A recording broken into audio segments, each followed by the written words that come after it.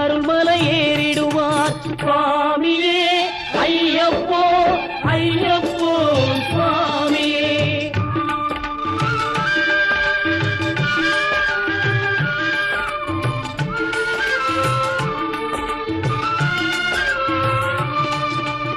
அழுதை ஏற்றும் ஏறும்போது ஹரிகரன் மகனை துதித்து செல்வார். வழிகாட்டிடவே வந்திடுவார். ஐயன் பன்புலி ஏறி வந்திடுவார்.